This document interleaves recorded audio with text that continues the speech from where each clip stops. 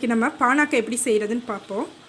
இது சம்மருக்கு ஏற்ற ஒரு நல்ல ட்ரிங்க்கு, நல்ல எனர்ஜி கொடுக்கும். அதுக்கு தேவையான பொருட்கள் வந்து இன்றைக்கி நான் 2 லெமன் எடுத்திருக்கேன்.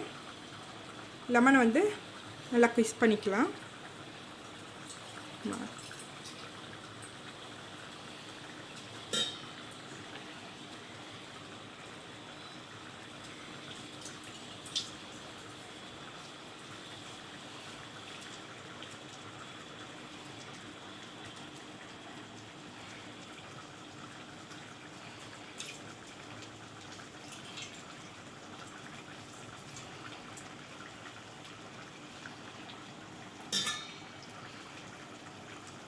பானாக்கத்துக்கு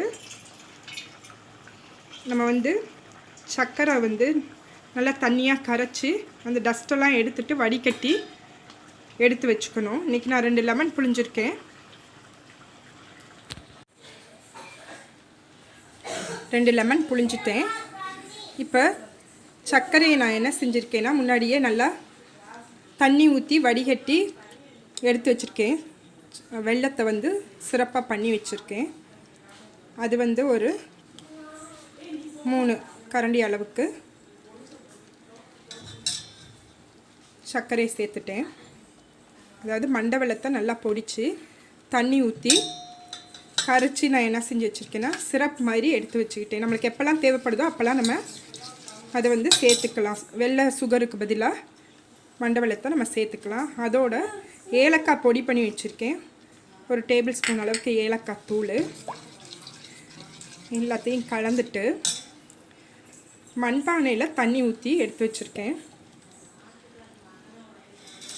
அதோட தேவையான அளவு தண்ணி சேர்த்துக்கிறோம். நான் இப்போ சேர்க்குறது மண்பானையில் ஊற்றின தண்ணி. அதுவே நல்லா கூலிங்காக இருக்குது. ஃப்ரிட்ஜ் வாட்டர் நான் யூஸ் பண்ணலை.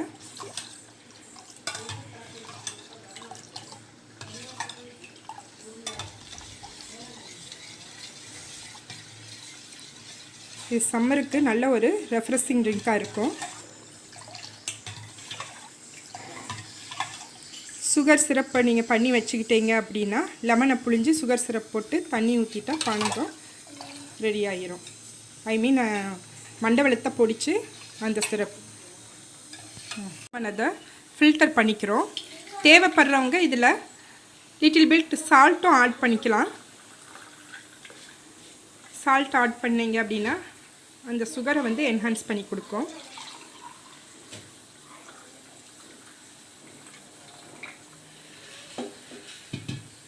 Energy drink ready.